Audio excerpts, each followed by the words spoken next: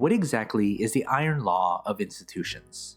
The iron law of institutions is a principle of political science. The people who hold power in institutions are guided principally by preserving power within the institution, rather than the success of the institution itself. There is some ambiguity between whether the people who control the institution are prepared to ignore the success of the institution or its power.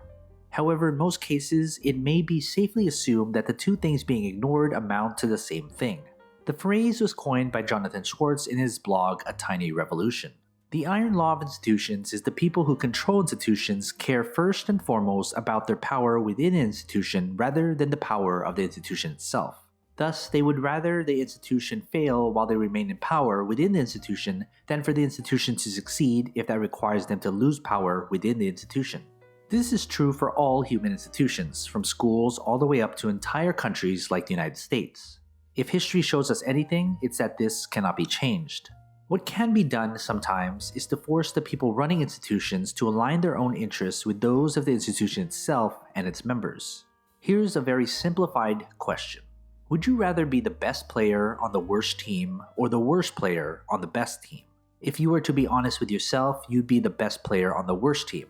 Higher salary and better opportunities for yourself. But in return, you're ignoring the most important thing, the team and their success. The iron law of institutions came to be when speaking primarily of the Democratic Party leadership, specifically their indifference to adopting policies much closer to their own constituents. There's no real logical explanation for the Democrats to do this except one reason: the iron law of institutions.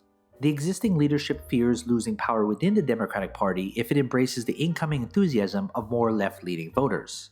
The opposite has actually happened within the Republican Party with alarming consequences. The moderate leadership of the GOP has given way to louder voices, who control a large voting bloc, Trump supporters. By actually embracing them instead of turning them away like the Dems have done with Bernie supporters, the GOP has evolved. Republicans coming together as a unified party, while Democrats are splintered due to their unwillingness to pass the baton to someone else. The old guard of the Democratic Party has kept control over the party because it hasn't embraced change, or at least hasn't embraced it to the point where new blood could lead.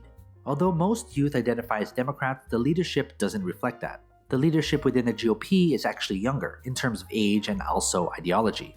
Their leading voices aren't old men and women, but radical millennials with a strong message.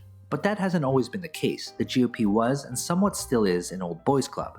Only when the leaders of an institution can act in the best interests of the institution instead of those in power, then that institution will ultimately fail. So what are your thoughts? What do you think of the iron law of institutions? Comment below. And as always, take care of your money.